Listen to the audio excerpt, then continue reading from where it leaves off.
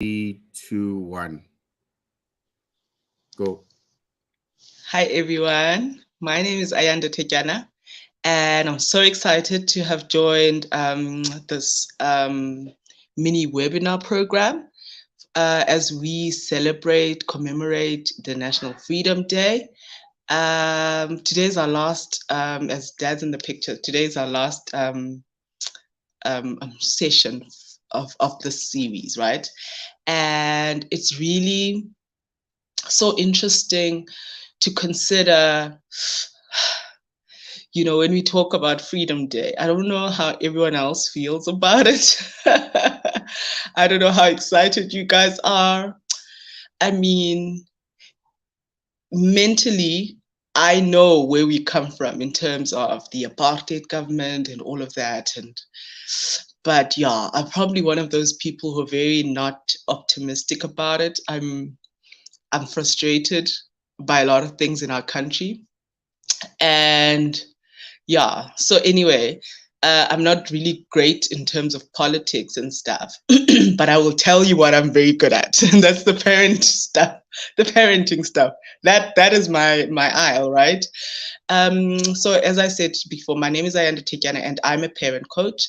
I am so passionate about working with families and parents and children.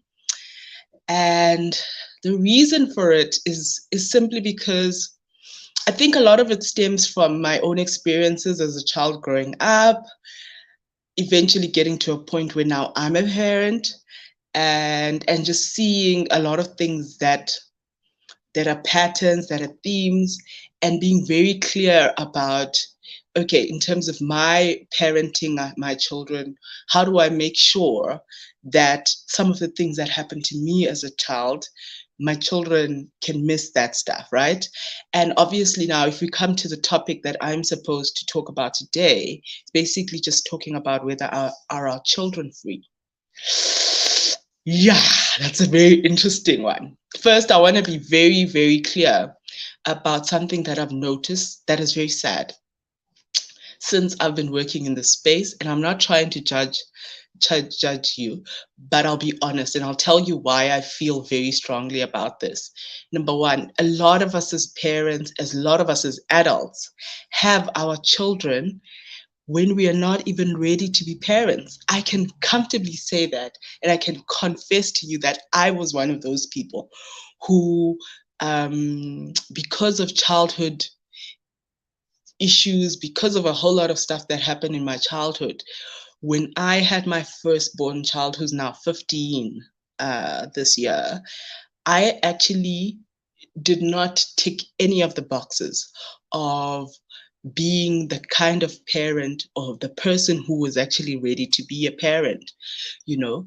And a lot of people will say, but it's great, you used your parenting journey to then become this person who educates, to then become this person who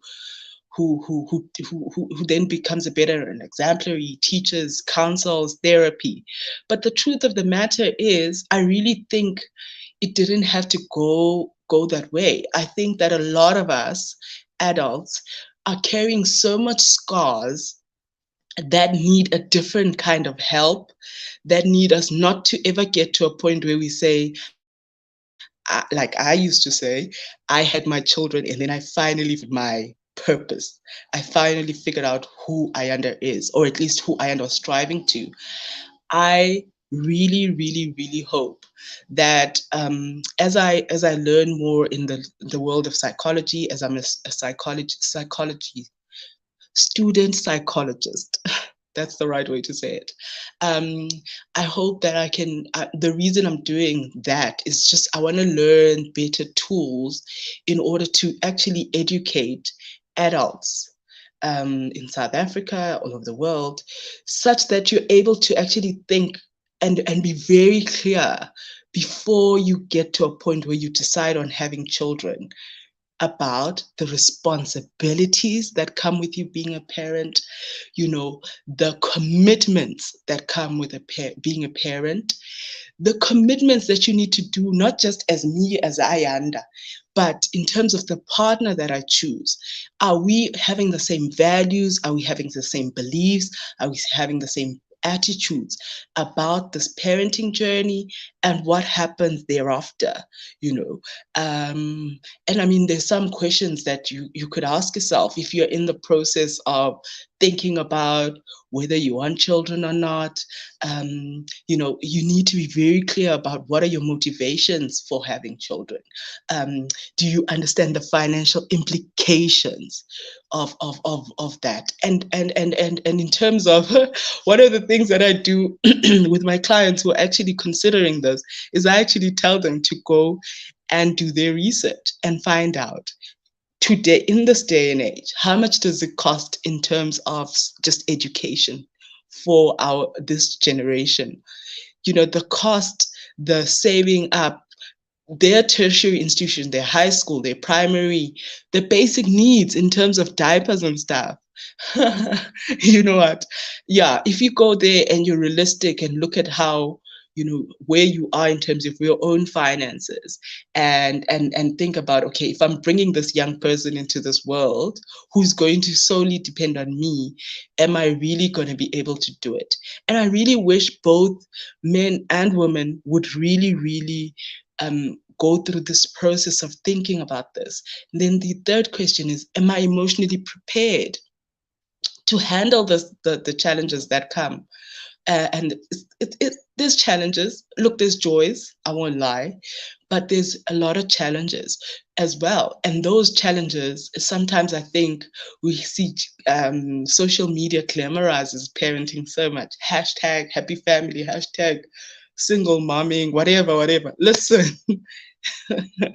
the reality is there's nights that you would literally be crying your eyes out, and you won't even probably have someone to really call and tell, listen, this is what I'm going through now. And so making sure that you have that kind of support system that will be there for you, is it something that's practical in terms of your own life, even before you really think, okay, now I'm going to go out and plan this child.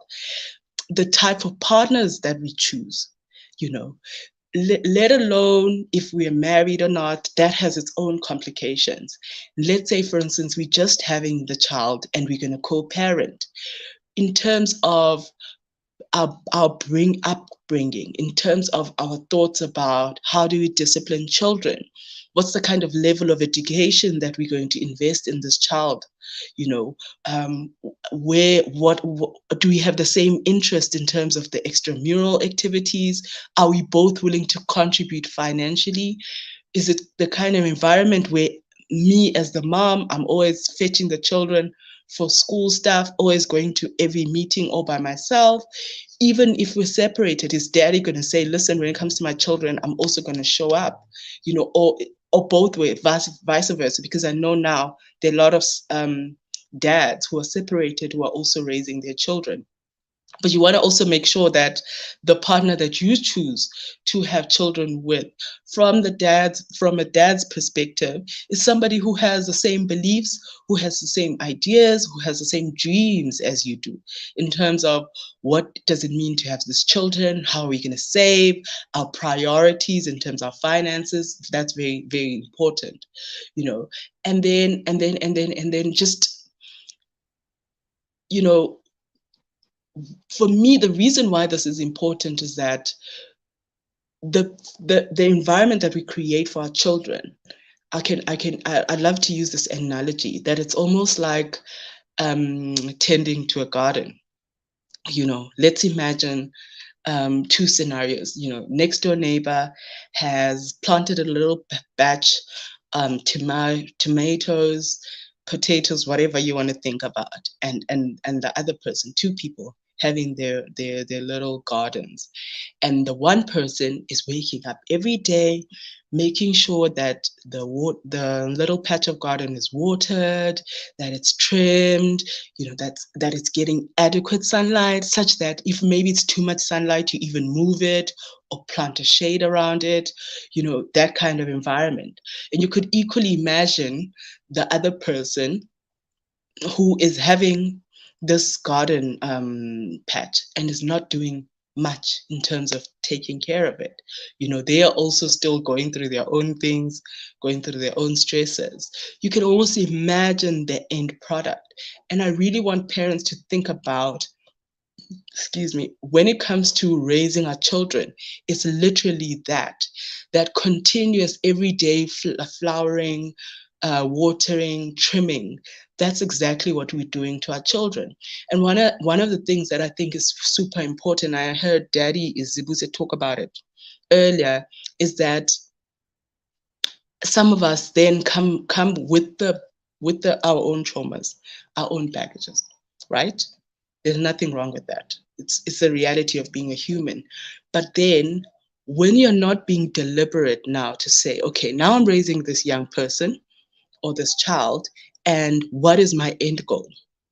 Because I think one of the reasons why we get this wrong in terms of how we go from the next step to the next step, whether we discipline our children or not, whether we are involved in their stuff or not, is if we focus too much on the love.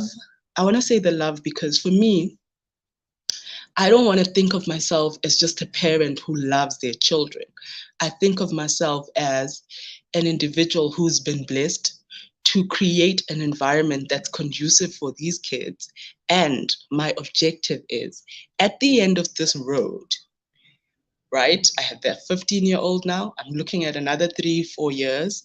What I want to be very clear is that he's a young man who's able to go out into the world, is independent, understand things, basic stuff like consent, understands how to treat other people, understands how to mingle within a social network, to get what he wants, understands resilience, because through my experience of being a single mom, solo mom, I have gone through a lot of challenges in terms of resources, and that's just the reality for any single parent, whether you're male or female. um, you just are not in a position where there's two people who are bringing in an income, you know. And as a result of that, that I believe has built a resilience that I see in my children, because it's not every month where we can afford ice cream. It's not every month where we can afford the nice things of life. There's, in reality, my children have seen me have to lay by most of their clothing, for instance, you know. But they know it because I would go with them to the store and I'll be like, this is what I'm buying you guys, but it's going to take us 3 months to pay for it, because that's just the reality of our situation. But for me, what that does is it builds this resilience that says, you're not going to get it now, but we want that. And we are looking at it on a long-term goal to say, we want that and we're going to save up for it, So now, looking at my son who's about to leave home in a couple of years, I would want to tick the boxes that are strictly around his independence and how he's going to then survive in the real world when I'm no longer there to wake him up every day, to to make breakfast for him, to do all those things. So even when I am not necessarily treating him as as the parent who's always cuddling him, okay, I am very clear about the objective of the bigger picture of this child is going to need to leave my nest, which I'm looking forward to, by the way. He's going to have to leave my nest, and he's going to have to survive in the outside world all by himself. Now, the question is, have I created an environment at home that is preparing him for that. And for me, the concept of freedom probably comes from there more than anything else. It comes from being able to equip him and get him ready for the real world, being able to not cheat him from the realities of the experiences of real world. I remember when I was a child, I had this thing where I was so excited about turning 21 and preferably signing my first whatever documents and not really needing my guardian to be there with me. But one of the things that always struck me when I did get to 21, and then a lot of things happened there, but I realized that I had no idea about the responsibility and the accountability that I now had, and it was all on me, you know. So I've had, and that's the reason why for me, raising my children, the concept of independence has been such a important factor in how I talk to them, how I treat them, how I discipline, how I, everything. It's like, okay, if I do not stick to the rules in terms of the consequences and the choices and all of those, what's going to happen to this young person when I'm no longer there? Are they going to be able to know to wake up for classes at tertiary institutions? Are they going to know to persevere when they have to go to work and maybe it's hard and it's hectic and it's that time maybe of the month where there's reports that need to be handed in? So I've had to be very deliberate in terms of just making sure that this experience of the 18 years under my roof is protective, but not very protective, because I'm teaching them the basics so that the next step that they have to take by themselves, they already are equipped with the basics. Obviously, I would hope that I will still be there so they can give me a phone call. I've built my relationships with them so that I'm a phone call away and I can still advise when necessary.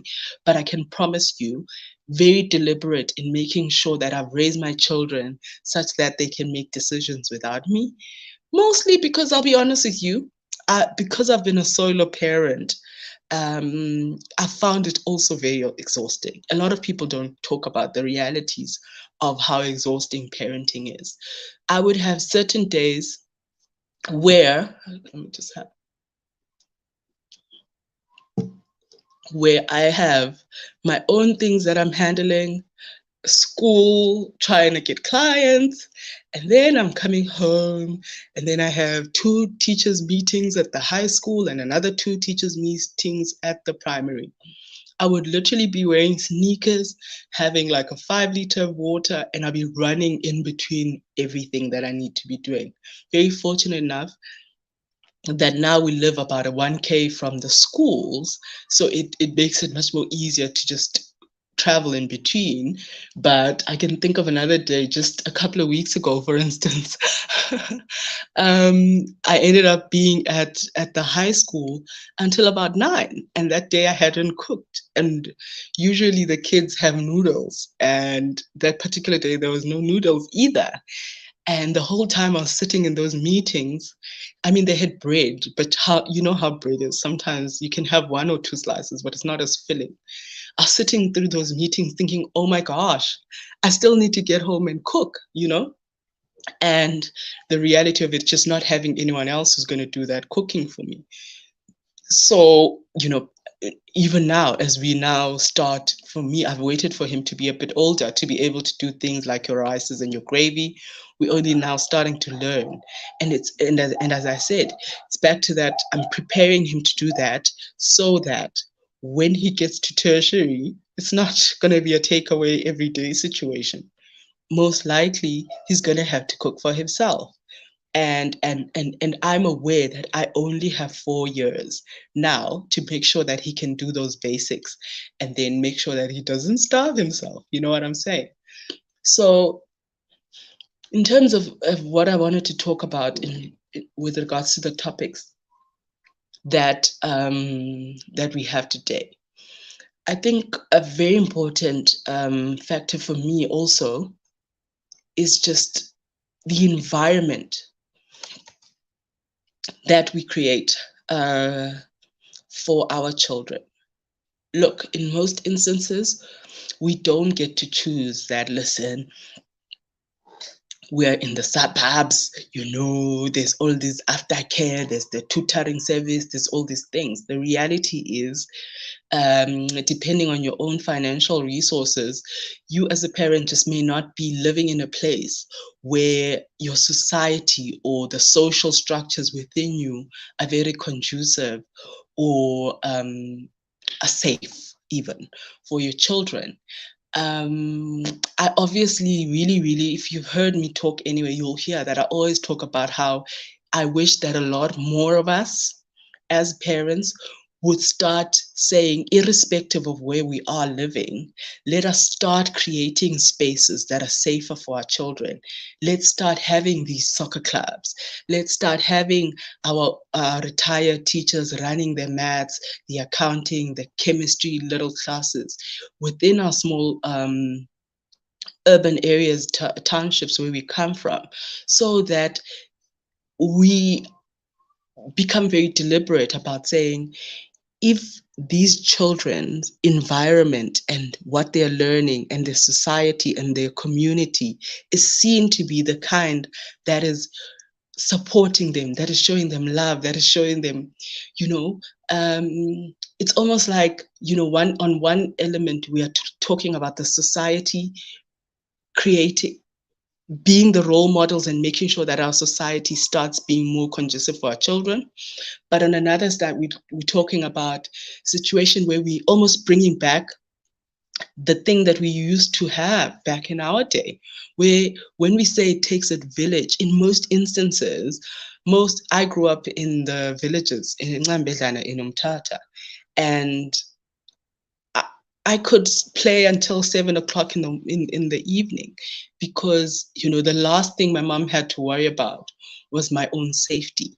It was just like a safer environment for us as children to play, and the freedom that our children deserves is just as equally important when we look at the spaces that we are raising our children in, because it's scientifically proven how important that environment is, whether it's the school. And then I want to challenge you as a parent and say, are you as a parent knowing what's happening in your child's school? Yes, it may be a free school or a not free school. It could be a private school and you're paying an arm and a leg.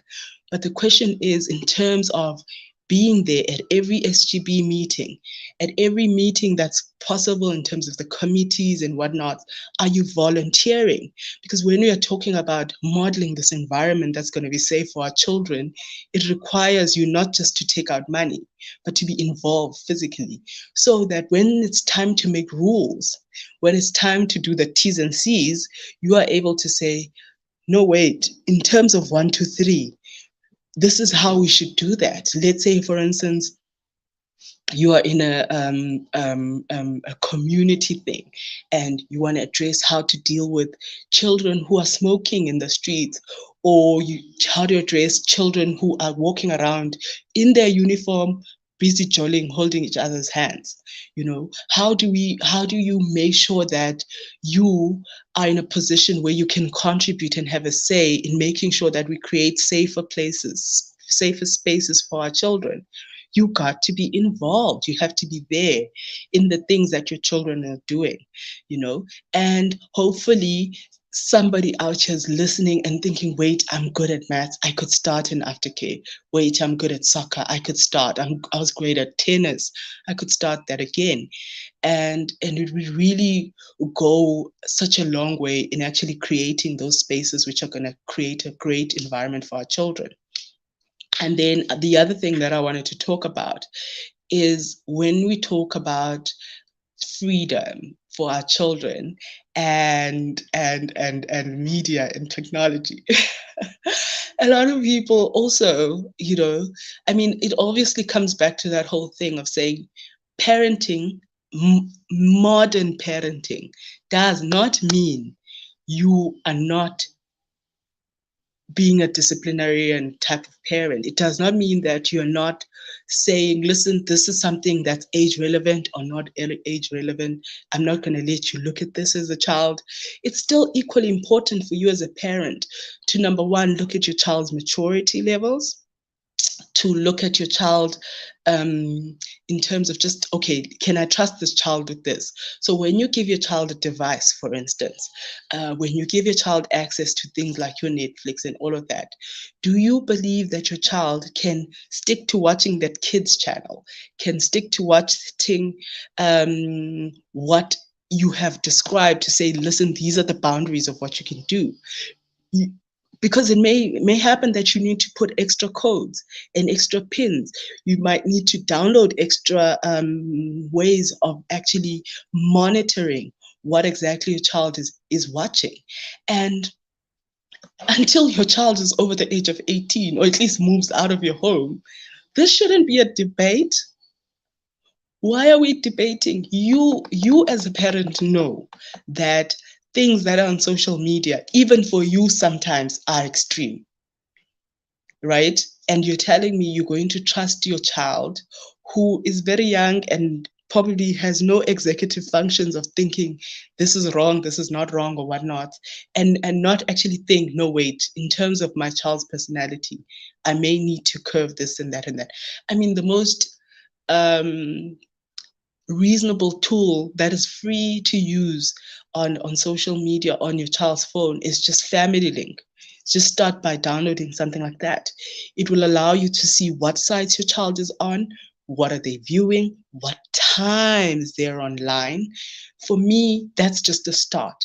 And hopefully you'll be able to know your child through that, and kind of like a build a trust to say, okay, no, you know what, when it comes to my child, I don't have to worry about 1 2 3.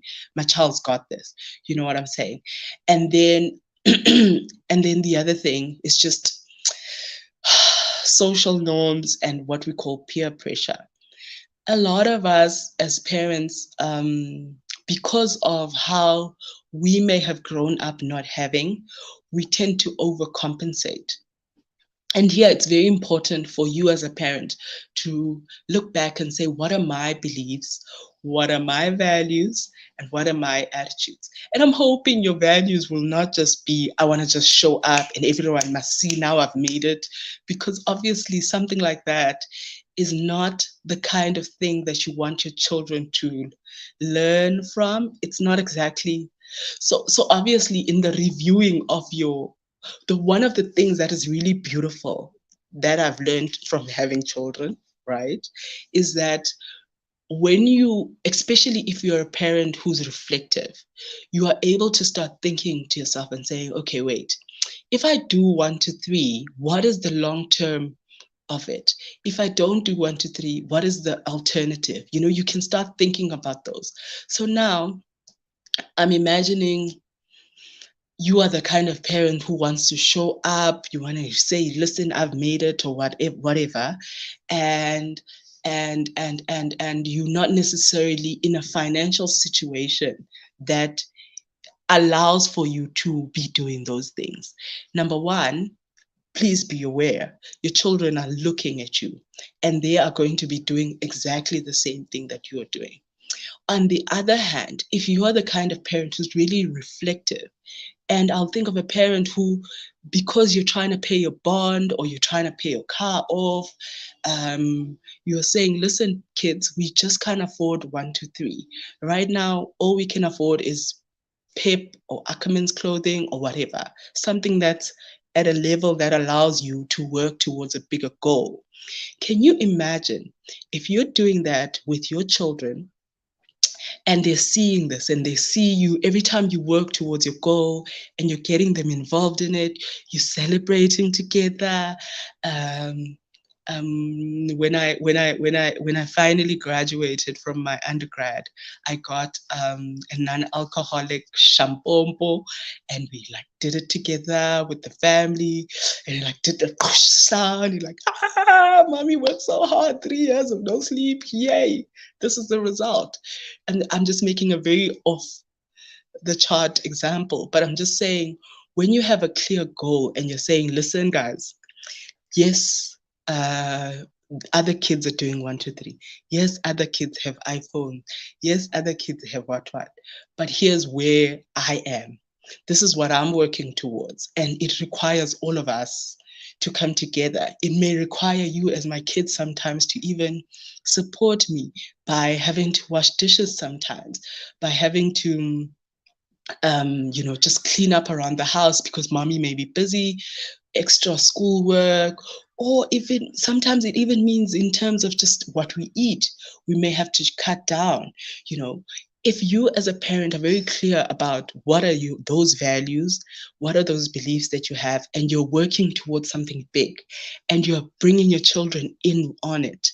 When it comes to things like what's the social expectations, the peer pressure, your children will actually learn to see the bigger picture because they're going to understand that, wait, it's not just a matter of doing anything that I want, but I have a dream also. And I'm hoping you and your children, no matter what age they are, even if this week they want to be a teacher, next week they want to be a policeman, the other week they want to, you're constantly having those conversations, asking them, why do you want to be that? What do you think would be great about that?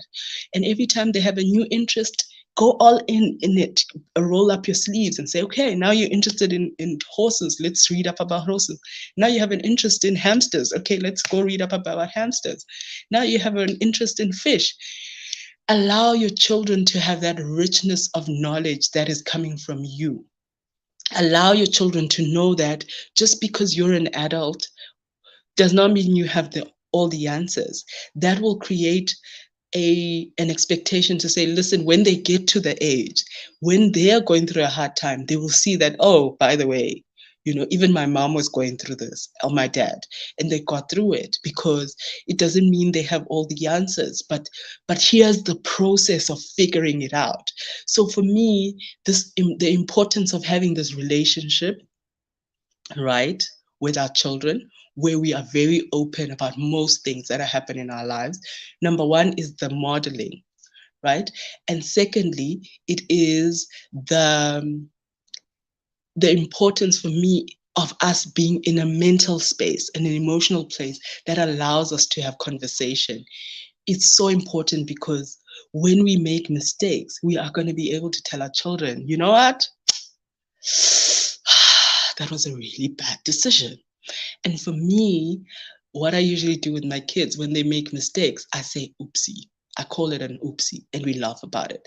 And the reason I've chosen to do that is because I wanted them to know that making a mistake is such a normal part of life, that even me as an adult can sit here and I can count decisions that I've made that I regret, and that's fine. Equally important, when I can sit down with them and say, ish, and mommy did this and mommy did that, is a skill that I'm very deliberate about trying to teach my children is, okay.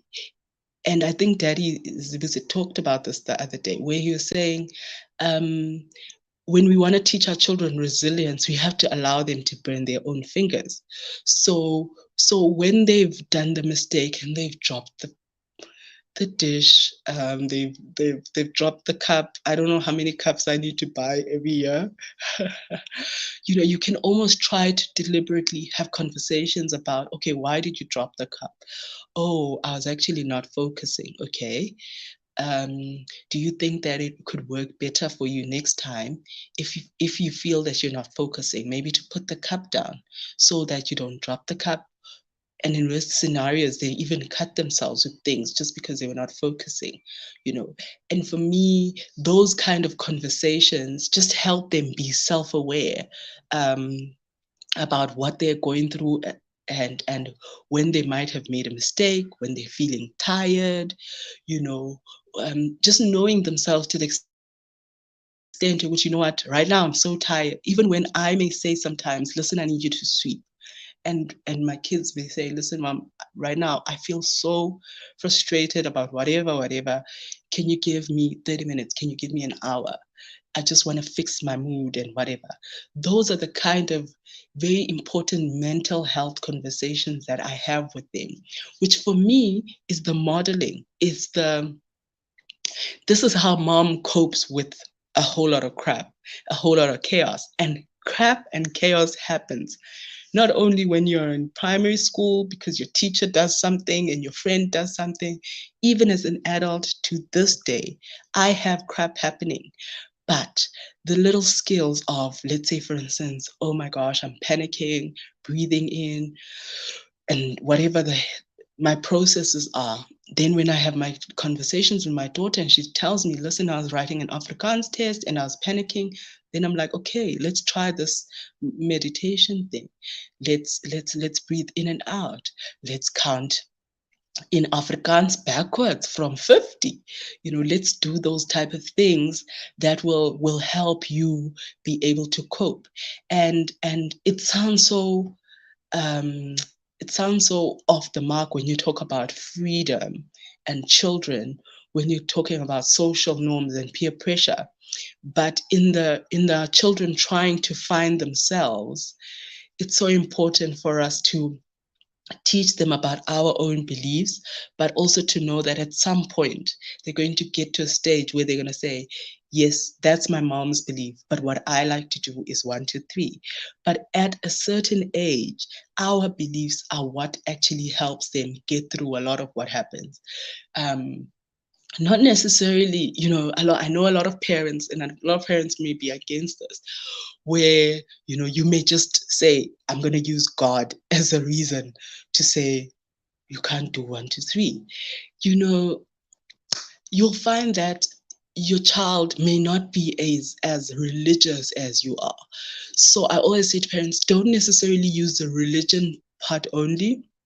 Use the religion, but actually investigate the biological factors of drinking alcohol, substance abuse, the biological factors of actually having boyfriends, of having all of these things. When we talk about consequences to our children of today, we need to be giving them facts, age relevant facts, obviously. Okay, you can't just use certain words to children who are of certain age. We're all aware of that. But be clear to say, listen, if you start, for instance, I know, listen, in my son's high school right now, one of the biggest issues that we're dealing with in the SGP is the concept of vaping. And I cringe at the idea of 16, 17-year-olds who start smoking now, because the evidence shows, in terms of scientific, that if a child starts smoking under the age of 18, if a child starts drinking under the age of 18, if a child starts doing weed under the age of 18, the likelihood of them being dependent on the substance is way higher than someone who may start at the age of 25, someone who may start at the age of 30. So what I really love doing with my children is, if we want to find a question or want to ask, why do you do this? Why don't you do that? I always want to do the research from a biological perspective. Let's find out what this does to your lungs. The other day, they had a coffee thing at my son's school, and it's fundraising. I thought it was cute, but my son's not allowed to have coffee.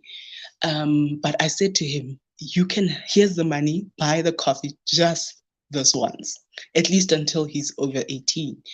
And it was his first time trying it out, and he was so excited. He's like, Mom, this thing is better than tea. And I'm like, yeah, yeah, yeah, yeah, it is. Let's read up about what caffeine does to your body. Let's read up about one, two, three. My children also haven't drank cold drinks most of their childhood lives, because I'm very deliberate about what is it they put into their bodies, and how I've maintained those very hard rules is just, let's talk about biology. Let's look at what this does to you in terms of biological perspective. And for me, that has literally been the best way to combat so many things, because I can tell you now, as much as he likes the taste of coffee. After showing him that, he's scared. He's going to continue drinking his Joko. My son spent a lot of time with his granny when he was younger. So he has very granny tendencies of drinking tea. So yeah, so when we are very clear about what our beliefs and our values are, and we allow for conversation, allow for children to say, wait, but why? Allow for us to have that back and forth, you know, and even to the extent to say, listen, to be honest with you, I believe at some age you may choose to do this. That's fine. However, I am saying to you, up until this particular age, 18, I'm not allowing you to do one, two, three, because up until then, you're physically not developed enough. And it's important for me for you to just grow in terms of, you understand how I'm having this conversation. If we treat them like they are people who are able to take in information and think, and then we challenge them and have this back and forth with them, then we're allowing them to expand their minds, and they will learn to challenge things, you know, even when we are no longer part of that conversation. Okay. And then the other thing that I wanted to just quickly chat about now, I see our time is going.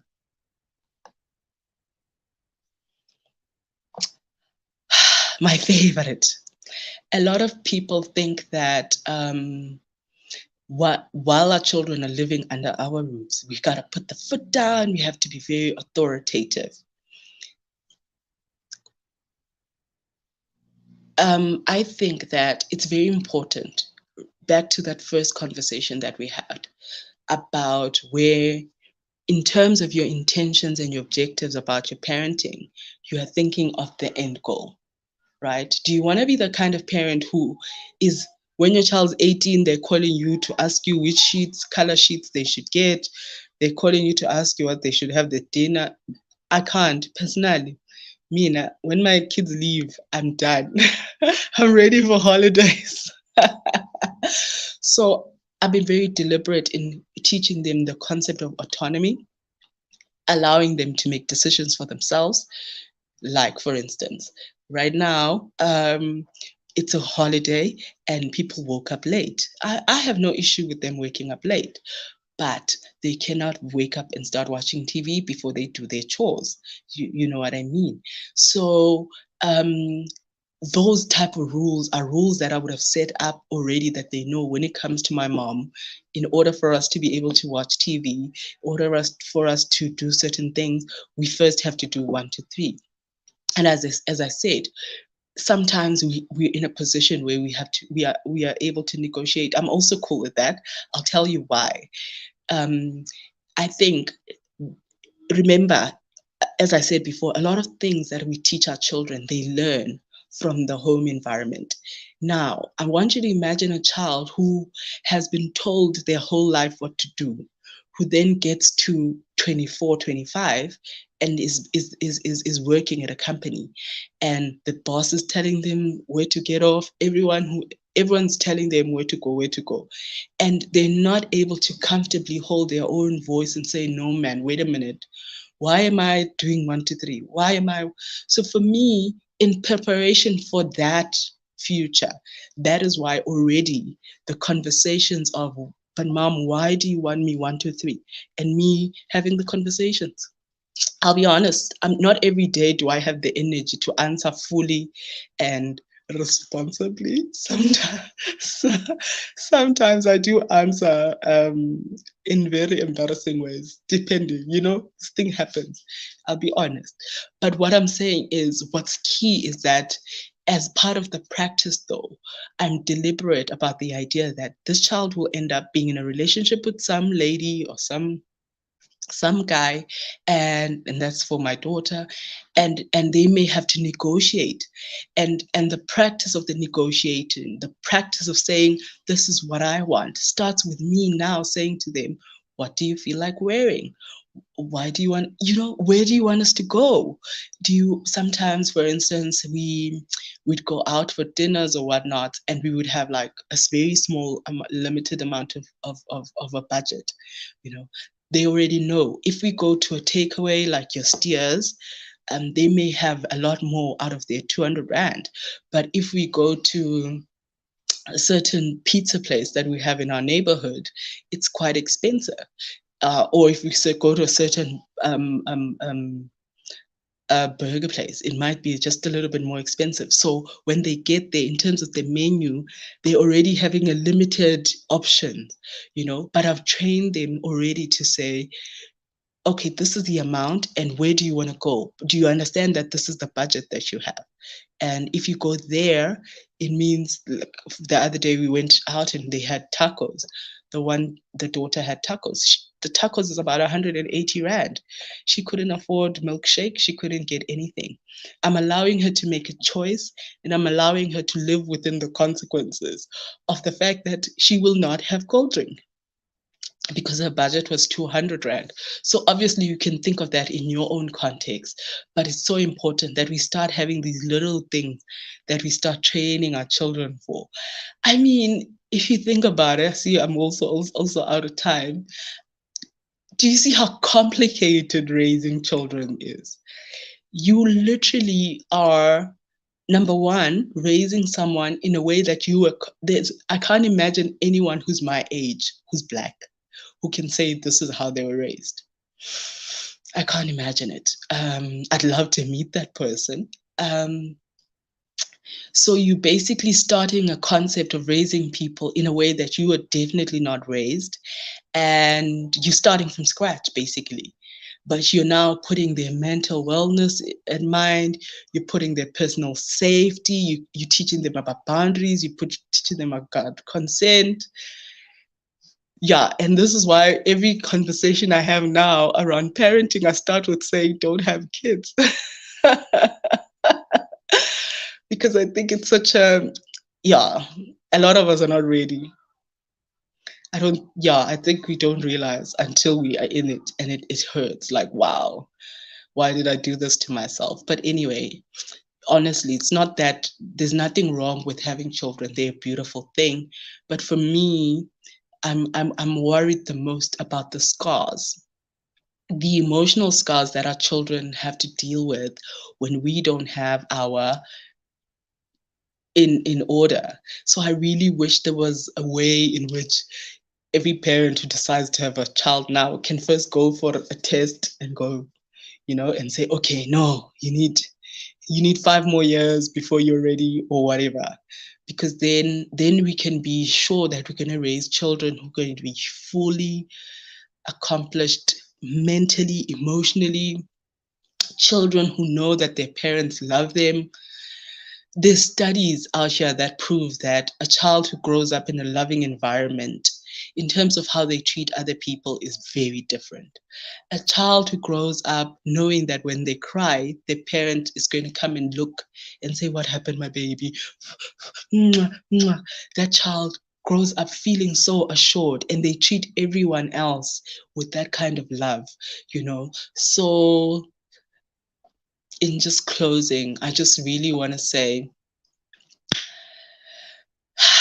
as parents, let's not take for advantage of this amazing role that we play. And I really wish, because today we have something like called YouTube, we have something called, radio, all of these networks. I mean, I I never thought I'd get to a point where someone like myself, who's a parent coach, could be cool on radio. We get to talk. A lot of shows will have different places where they'll talk about different issues around parenting, and I'm usually like part of that, just to show you how it's almost like everyone knows how serious this parenting thing is. Everyone acknowledges it. Now, I'm saying for you as a parent, go out there and find out how you can maximize the information that you have, how you can maximize your parenting. Because when you're parenting the way you parent, it's not just for this generation, which is your child, it's also impacting the next generation and the next generation. So when you're talking about those values of yours, for me, that asking questions is the thing that I want my children to spread for every single grandchild of mine that I have. They must always be willing to ask questions. And so I'm making examples. Someone else may say it's their love of God. Someone else may say it's different things. You want to have that one thing that is so intimate and so special to you that you're comfortably just making sure that throughout the different generations, when they think about Ukraine Ayanda one day, they'll say, yeah, no, this is what she brought to us. And some people may say it's the education, the concept of education, being educated. Someone else may say it's entrepreneurship. Whatever that is, make sure that you find, you sharpen your skill in it. And in terms of just parenting, just do your best. Do your best, keep learning, and always, always, always, last words now, always think about the way I'm raising this child. What's going to happen in 15 years' time? What's going to happen in 18 years' time? Are they going to be able to tackle the world all by themselves? Or am I disadvantaging them? Thank you very much.